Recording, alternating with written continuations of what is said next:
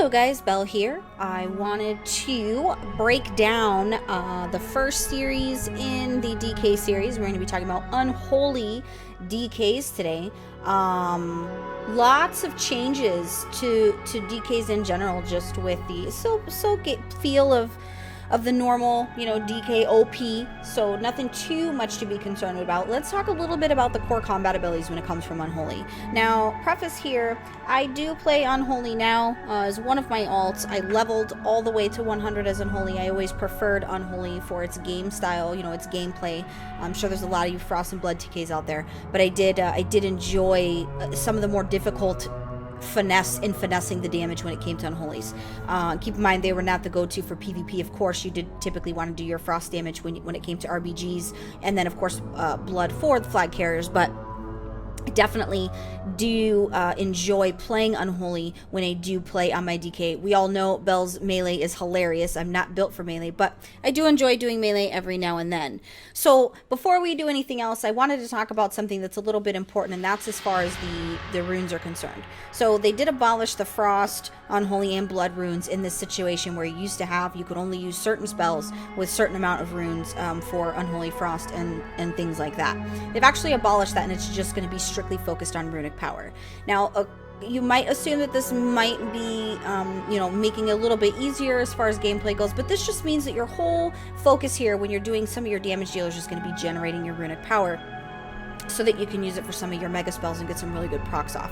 So not too terrible, but the focus here, of course, in its entirety as far as strategy goes when it comes to your spells, just like all the other classes that they have in Legion now, is going to be focusing on your runic management and making sure that you're doing that appropriately so that you can maximize the damage that you're getting from your spells.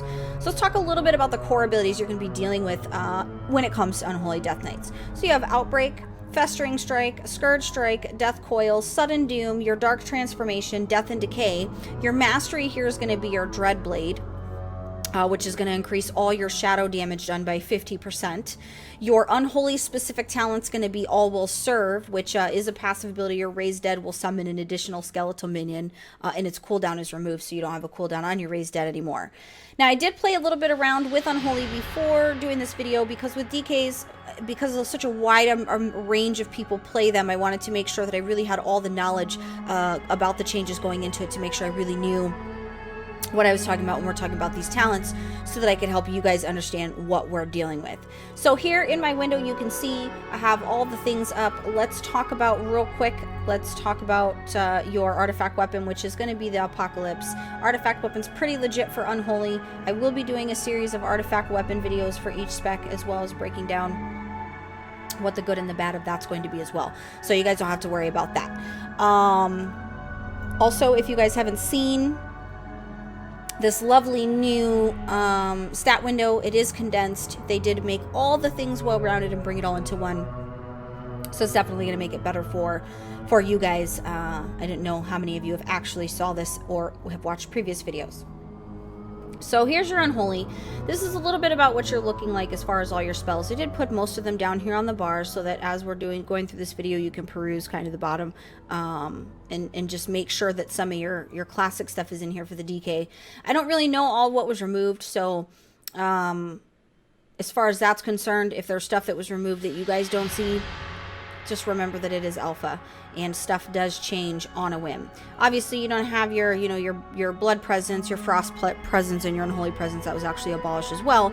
That's just kind of been removed, which I think that's okay for that to have been a thing. So let's talk about your guys' talents here. So your first set of talents, your All Will Serve, that is one thing that we did talk about is going to be an Unholy only. Your Raised Dead spell does summon an additional skeletal minion, and its cooldown is removed. So you do get an additional skeleton minion for using that. In your same one, you do get Bursting Sores. Nothing sounds good about this, guys, because it does sound a little bit like the herp, but I guess that's what DKs are anyway, aids. This is going to be a passive ability. Festering Wounds deal 50% more damage when burst, and all enemies within 8 yards of burst Festering Wound suffer a certain amount of shadow damage. You also have your Ebon Fever here, which is also going to be another passive ability. Virulent Plague deals the same damage in half the time, which is going to be pretty nice for a quick burst there. I do have the All Will Serve selected just because skeletons, really, at the end of the day.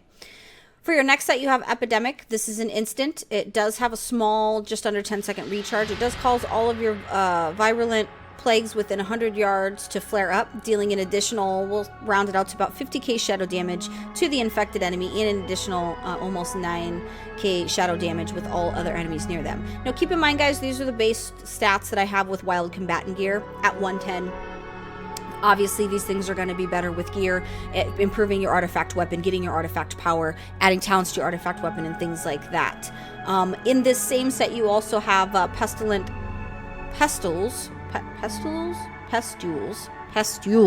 Guys, I promise we're going to be okay. I'm going to get it. Your Pestilent Pestules are a passive ability. Every 5th festering wound you burst grants you 1 rune, which we talked earlier about rune management being your main gig here for Unholy. You also have Blighted Rune Weapon, which is an instant ability. It's on a 1-minute cooldown. Your next 4 auto attacks infect your target with festering wounds, which is pretty awesome. Here's your auto attack down here. That is something that, obviously a melee, it's something that you have on there and that you do make use of. For your level 58, you do have Unholy Frenzy. This is a passive ability. When a festering wound bursts, you gain 100% increased attack speed for 4 seconds. Awesome. We also have Castigator. Sounds good to me. It is a passive ability. Each festering strike, critical strike applies 2 additional festering wounds. Pretty awesome. So for every festering strike crit you get, you're going to get 2 additional festering wounds. Each scourge strike, critical strike, bursts 1 additional festering wound. So that's going to give you some great damage there. Your third option here is going to be your Clawing Shadows. Does replace your Scourge Strike. It is an instant. Deals 64k shadow damage and causes 1 festering rune to burst. I actually feel like I want to try that. What did this actually... so this basically completely replaces it. We'll put that on here, guys, just because we've already seen the Scourge Strike. You already know what that is. Let's just kind of see what that spell animation does.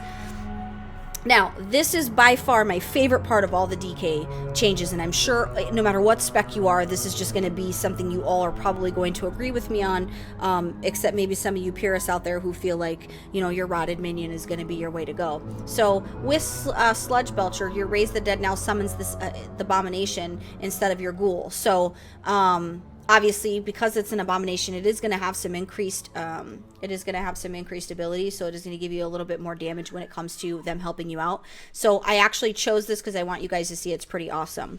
But in this same set, you also have Asphyxiate, which is an instant ability. It is on a 45-second cooldown. Does lift the enemy target off the ground, crushing their throat with dark energy and stunning them for 5 seconds. In the same one, you also have Debilitating Infestation. Outbreak reduces the movement speed of all affected enemies by 50% for 3 seconds. So this would probably be really, really good in certain situations such as PvP, because this just makes it where it's a little bit difficult for them to do the cha-cha. For your level 75 set, you're looking at Spell Eater being your first choice here. It is a passive ability. Your anti-magic shell is now 20% larger and lasts 5 seconds longer, which is pretty amazing. Your next option here is going to be your Corpse Shield. This is an instant ability. It is on a 1-minute cooldown. For the next 10 seconds, 90% of all damage you take is actually transferred to your Abomination, which is pretty cool. If your Abomination is slain while the spell is active, it cannot be resummoned for 30 seconds. So that's kind of crappy, but still pretty cool at the same time. I can see some instances when you would probably want to leverage the spells over others, or abilities over others for certain things. You DKs that main these will definitely know better than me. Now, your Lingering Apparition, you move 30% faster during your Wraith Walk, which I'm going to show you that ability. It's pretty legit, and its cooldown is reduced by 15 seconds. I'm actually probably going to go ahead and select that just so we can see what that looks like. Anti-Magic Shell, I see this a lot in PvP, obviously, because it is something that does stop me from Chaos Bolting any type of DK, whether they are Unholy or Frost.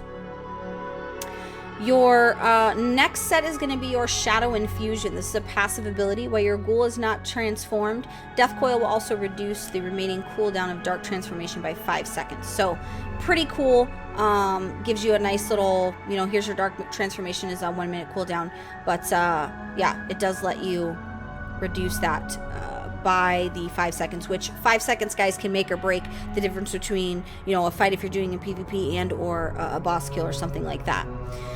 Also in this set, you're going to be looking at Necrosis, which is passive. Dealing damage with Death Coil causes your next 2 Scourge Strikes to deal an additional 25% damage. When I was doing testing on the target dummies earlier, I did see this proc quite a few times in my damage rotation.